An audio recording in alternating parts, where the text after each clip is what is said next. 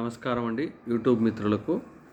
గత 15 సంవత్సరాల నుండి ఆంధ్రప్రదేశ్ రాజకీయాలను నిశితంగా గమనిస్తూ ఒక అభిప్రాయానికి వచ్చి పార్టీలు ప్రజలను ఏ విధంగా మోసగిస్తున్నాయో ఇటువంటివన్నీ ప్రజలను చైతన్యవంతులను చేయాలనే ఒక ముఖ్య ఉద్దేశంతో నేను ఈ యొక్క ఛానల్ పెట్టడం జరిగింది. దయచేసి నేను చెప్పే విషయాలు మీకు మంచి అని కనెక్ట్ అయినాయి, కంటెంట్ మాట్లాడుతున్నాడు అని తెలిస్తే దయచేసి సబ్స్క్రైబ్ చేసుకోండి.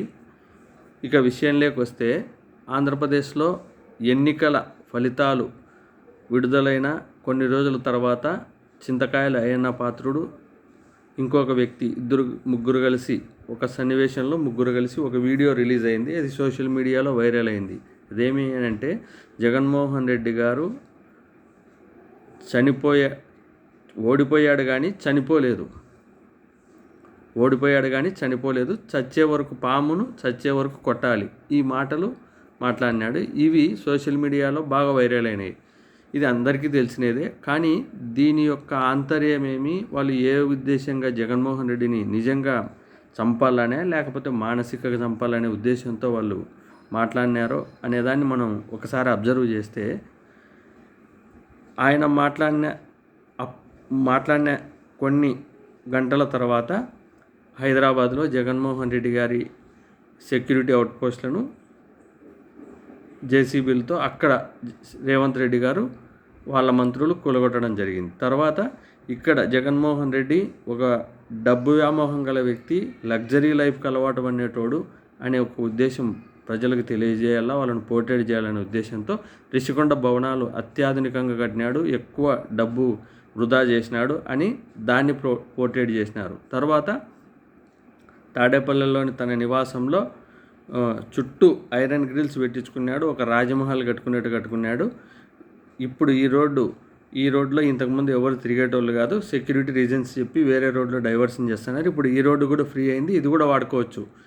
ఇది తర్వాత అమరావతిలో గతంలో ప్రజావేదిక జగన్మోహన్ రెడ్డి ఎక్కడైతే కూలగొట్టినాడో అక్కడి నుంచి చంద్రబాబు నాయుడు అక్కడికి వెళ్ళి అక్కడ మీడియా సమావేశం చూపించి, తర్వాత మోడీ గారు అక్కడ శంకుస్థాపన చేసిన అమరావతిలో ఆ ఏరియాకు పోయి ఆ ఏరియాను చూపించి, అంటే జగన్మోహన్ రెడ్డి ఒక విధ్వంసకారుడు అనే విధంగా వాళ్ళు పోర్ట్రేట్ చేయాలనే ఒక ముఖ్య ఉద్దేశంతో, అంటే ఓడిపోయినాడు కానీ పూర్తిగా సావలేదు, ఇది దాని ఉద్దేశం. తర్వాత మళ్ళీ ఇక్కడ వైఎస్ఆర్సీపీ పార్టీ కార్యాలయాలన్నీ వాళ్ళు ఒక అనుమతులు లేకుండా కట్టుకున్నారని చెప్పి వాళ్ళు అసెంబ్లీలో ప్రమాణ స్వీకారం చేసిన మరుసటి రోజు దీన్ని వైఎస్ఆర్సీపీ కేంద్ర కార్యాలయాన్ని పడగొట్టడం, తర్వాత కేంద్ర కార్యాలయాలన్నిటికీ నోటీసులు ఇవ్వడం. అంటే జగన్మోహన్ రెడ్డి తన పార్టీ కార్యాలయాలను కూడా ఒక అద్భుతంగా కట్టినాడు, ప్రజాధనాన్ని వృధా చేసినాడు అని చెప్పి దాన్ని పోర్ట్రేట్ చేయాలని చెప్పి, అంటే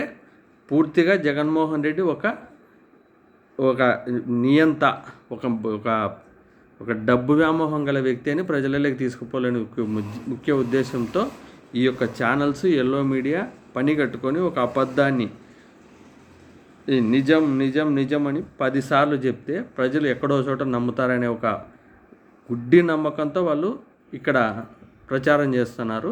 తర్వాత జగన్మోహన్ రెడ్డి గారు అక్కడి నుంచి పులివెందులకు వస్తే, పులివెందుల్లో అభిమానులు జగన్మోహన్ రెడ్డిని కలచడానికి వచ్చి తొక్కిసలాట జరిగి ఇంటి గ్లాసులు పగిలిపోతే, అదే రోజు సాయంత్రం జగన్మోహన్ రెడ్డి ఇంటి మీద దాడి, వైఎస్ఆర్సీపీ కార్యకర్తల దాడి, గతంలో చేసిన వర్కులకు బిల్లులు లేదని దాడి అని చెప్పి అదొక ప్రచారం.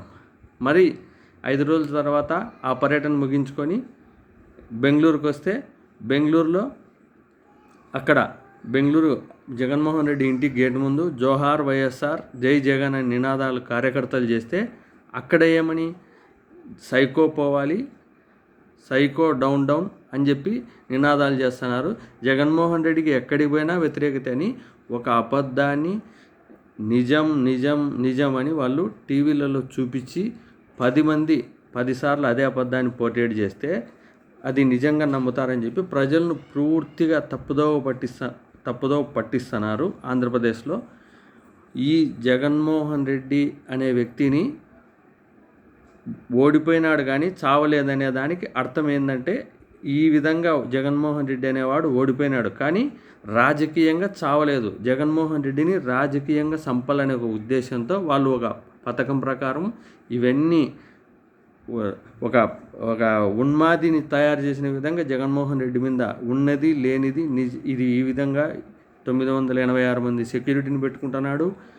ఒక విధ్వంసకారుడు. ఇవన్నీ ముద్ర వేయడానికి వాళ్ళు ఒక ప్లాన్ ప్రకారం వాళ్ళ మీడియాలో ఇంకా వేరే వాళ్ళు గెలిచిన విషయాలు కానీ వాళ్ళు ప్రజలకు ఏ హామీలు ఇచ్చినారో అవి చేయాలనే విషయాలు కానీ ఇవేవి అన్నీ పక్కకు పెట్టి ఓన్లీ వాళ్ళ ఉద్దేశం అంతా జగన్మోహన్ రెడ్డిని బదనాం చేయాలా, జగన్మోహన్ రెడ్డిని పూర్తిగా ఆ అయ్యన్న పాత్రుడు గారు ఆయన అన్నారు కదా, జగన్మోహన్ రెడ్డి ఇంకా బతికే ఉన్నాడు, చావలేదన్నాడు కదా, అట్లా రాజకీయంగా మళ్ళీ నెక్స్ట్ ఎలక్షన్లో జగన్మోహన్ రెడ్డి లేకుండా చేయాలనే ఉద్దేశంతో వీళ్ళు ఒక పథకం ప్రకారం పూర్తిగా ప్లాన్ ఆఫ్ యాక్షన్లోకి రన్నింగ్లోకి దిగినారు.